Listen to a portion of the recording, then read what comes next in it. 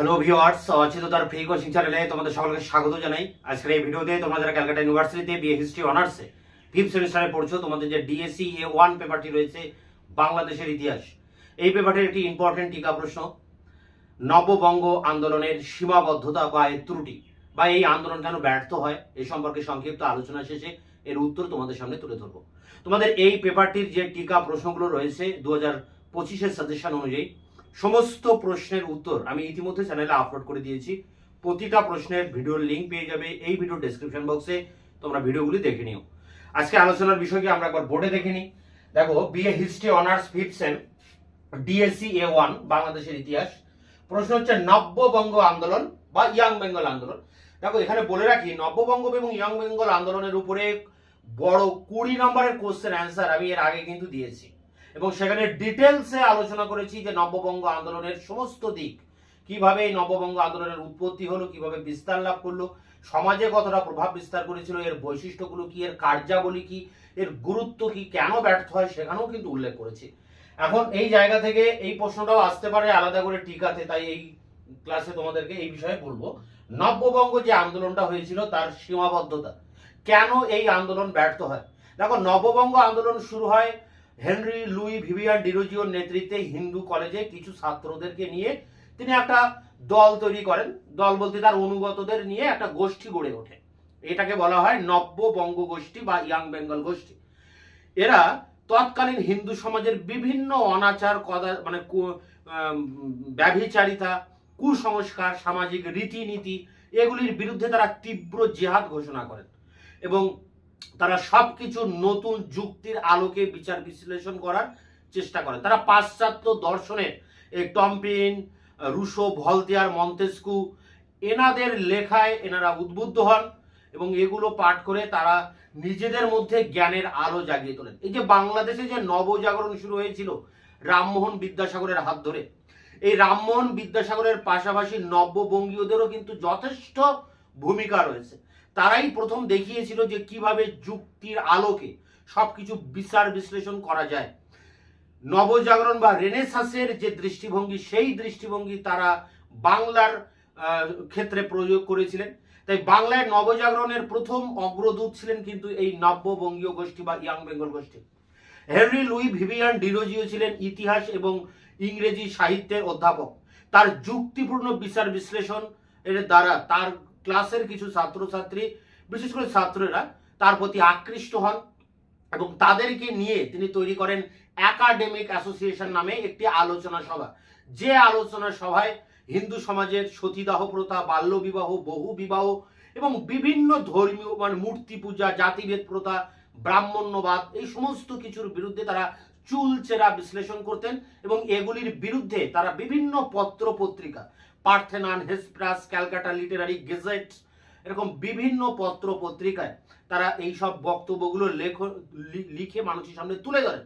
ফলে তৎকালীন সমাজে, বিশেষ করে কলকাতার শহরের সমাজে এর ব্যাপক প্রভাব পড়ে, ব্যাপক চাঞ্চল্যের সৃষ্টি হয়, কারণ তারা প্রকাশ্যে হিন্দু ধর্মের বিরুদ্ধে জিহাদ ঘোষণা করেছিলেন।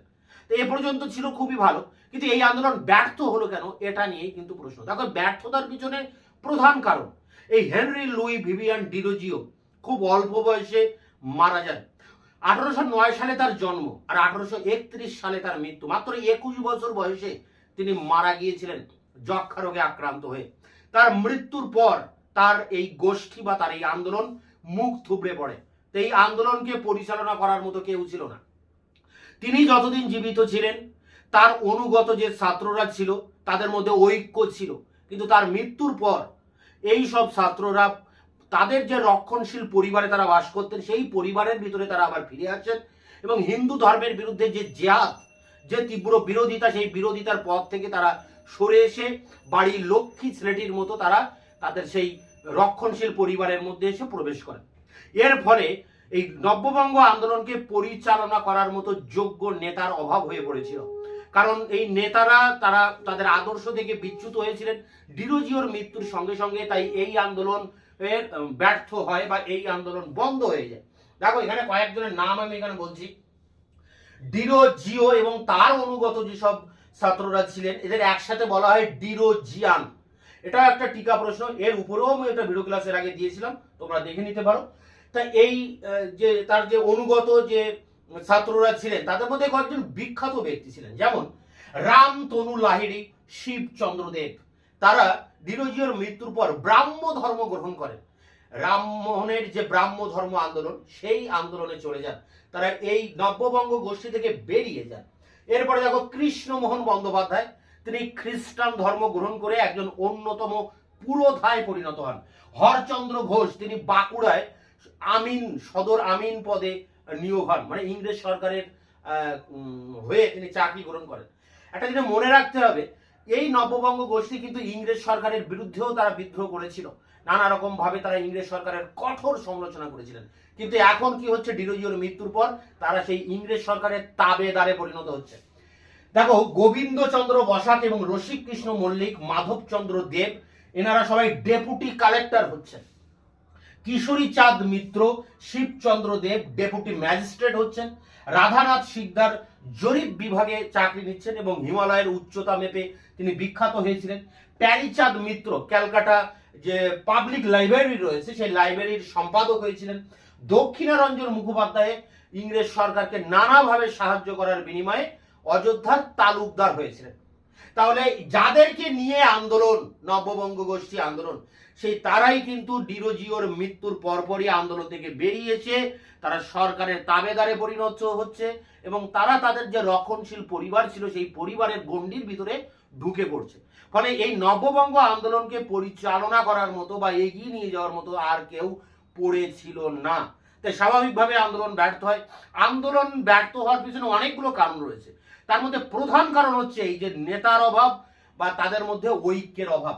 এছাড়া তারা কোনো গঠনমূলক কর্মসূচি গ্রহণ করতে পারেনি। গঠনমূলক কর্মসূচি, তাদের এই আন্দোলনটা ছিল অনেকটা ইতস্তত বিক্ষিপ্ত ভাবে, কোনো একটা সুশৃঙ্খল পদ্ধতিতে আন্দোলনকে যে এগিয়ে নিয়ে যাওয়া হবে সেইভাবে গঠনমূলক কর্মসূচি তারা কিন্তু এখানে নিতে পারেনি। এছাড়া হিন্দু ধর্মের বিরুদ্ধে তারা তীব্র বিরোধিতা করেছিল, জিহাদ ঘোষণা করেছিল, কিন্তু হিন্দু ধর্মের প্রকৃত স্বরূপ তারা কিন্তু জানতেন না, হিন্দু ধর্মের চরিত্র তারা কিন্তু বুঝতেন না। তারা না বুঝেই হিন্দু ধর্মের বিরুদ্ধে প্রতিবাদ করেছিলেন। হ্যাঁ, হিন্দু ধর্মের বিরুদ্ধে অনেক কিছু কুসংস্কার আছে, অনেক অনিয়ম আছে, অনেক মানে ব্যভিচারিতাও বলা যায় বা স্বেচ্ছাচারিতা এর মধ্যে রয়েছে, কিন্তু এই ধর্মের যে মূল স্বরূপটা কি সেটা তারা কিন্তু বুঝতেন না। তারা গঙ্গা নদীর পবিত্রতায় প্রতি বিশ্বাস হারিয়ে ফেলেছিলেন। তারা প্রকাশ্যে গোমাংস ভক্ষণ করতেন, নিষিদ্ধ পানীয় ভক্ষণ করতেন। কিন্তু হিন্দু ধর্মের বিরুদ্ধে এইভাবে তারা যে জিহাদ ঘোষণা করেছিলেন হিন্দু ধর্মকে না জেনে না বুঝে, এর ফলে কি হয়, হিন্দু ধর্মের মধ্যে একটা ব্যাপক চাঞ্চল্য তৈরি হয়। কলকাতার রক্ষণশীল পরিবারের অভিভাবকরা তাদের সন্তানকে আর প্রেসিডেন্সি বা হিন্দু কলেজে পাঠাতে রাজি ছিল না। ফলে হিন্দু কলেজ কর্তৃপক্ষ এই ডিরোজিওকে কলেজ থেকে বহিষ্কার করতে বাধ্য হয় এইসব অভিভাবকদের চাপে পড়ে।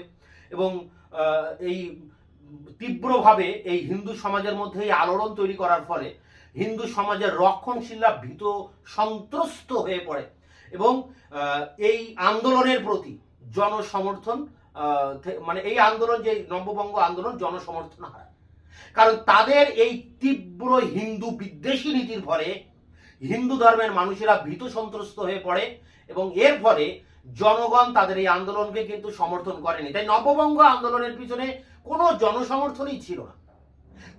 কোনো আন্দোলনকে পরিপূর্ণতা দিতে গেলে জনসমর্থন খুবই গুরুত্বপূর্ণ একটা বিষয়, কিন্তু এক্ষেত্রে কোনো জনসমর্থনই ছিল না। তাছাড়া এই আন্দোলন ছিল শহর কেন্দ্রিক, শহরের মধ্যে, কলকাতা শহরের মধ্যে সীমাবদ্ধ ছিল। গ্রাম অঞ্চলে কিন্তু আন্দোলন ছড়িয়ে পড়েনি।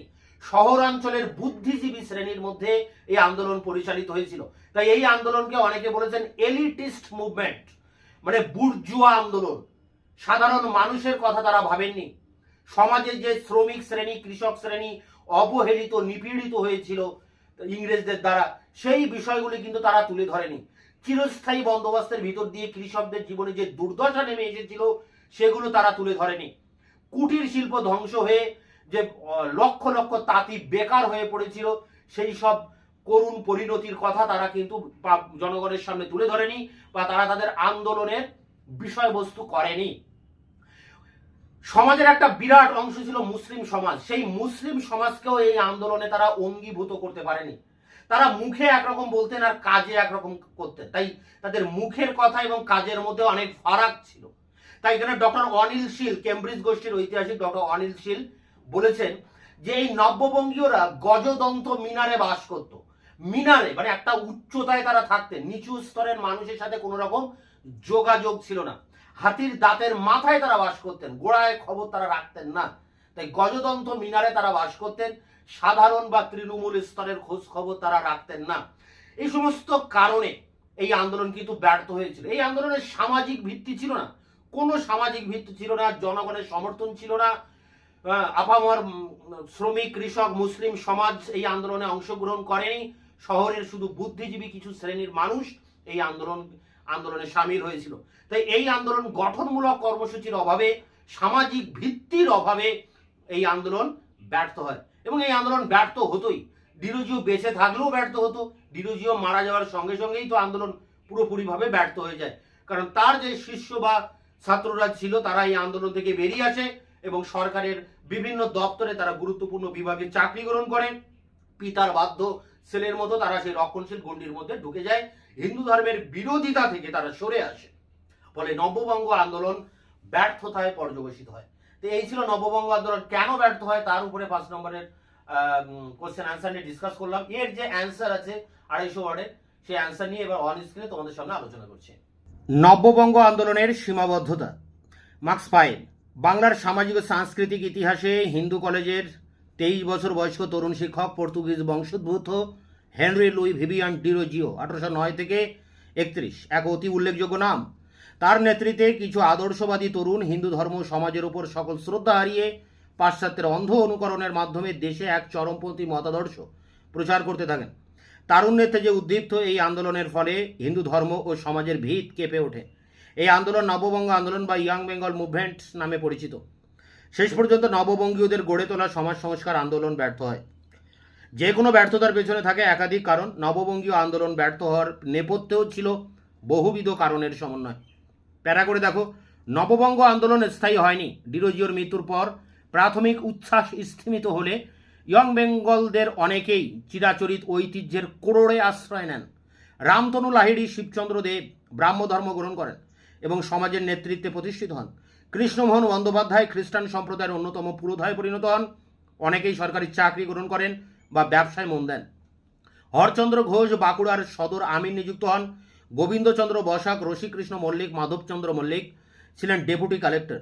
কিশোরী চাঁদ মিত্র, শিবচন্দ্র দেব ছিলেন ডেপুটি ম্যাজিস্ট্রেট। রাধানাথ শিকদার জরিপ দপ্তরে চাকরি নেন এবং হিমালয়ের উচ্চতা মেপে বিখ্যাত হন।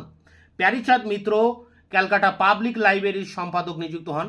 দক্ষিণারঞ্জন মুখোপাধ্যায় সরকারকে নানাভাবে সাহায্য করে অযোধ্যার তালুকদারি পান। 1871 রাজা উপাধি লাভ করেন। এই আন্দোলন ব্যর্থতার পশ্চাতে নানা কারণ ছিল।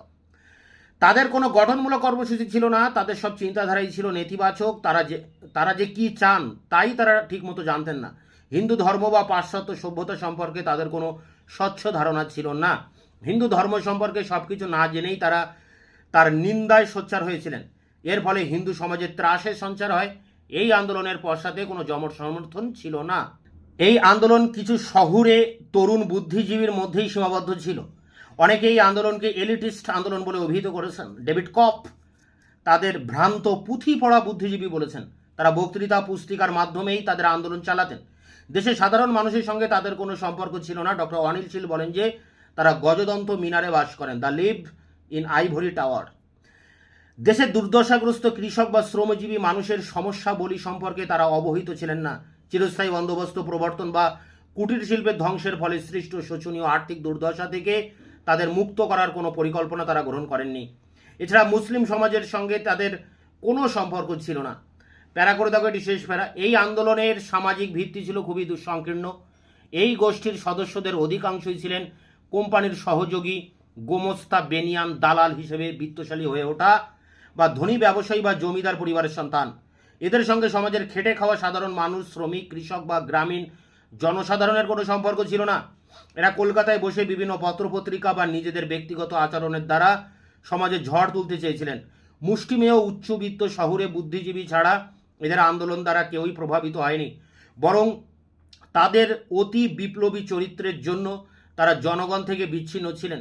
তাদের আন্দোলন মূলত এলিটিস্ট সমাজের মধ্যেই সীমাবদ্ধ ছিল। সৎ ও প্রয়োজনীয় হলেও এই আন্দোলনের ধারক ও বাহকদের বক্তব্য উপযুক্ত সামাজিক পরিবেশের অভাবে ব্যাপক জনসমর্থন লাভ করা থেকে বঞ্চিত হয়। স্বাভাবিকভাবেই এই আন্দোলন তাই শেষ পর্যন্ত সফল হতে পারেনি। এই ছিল নববঙ্গ আন্দোলন কেন ব্যর্থ হয় তার উপরে 5 নম্বরের টিকা প্রশ্ন উত্তর তোমাদের সামনে আলোচনা করলাম। এটি সংগ্রহ করে পরীক্ষার প্রস্তুতি নাও। তোমাদের এই পেপারের সমস্ত টিকা প্রশ্ন উত্তর চ্যানেলে আপলোড করা আছে, দেখে নিও তোমরা।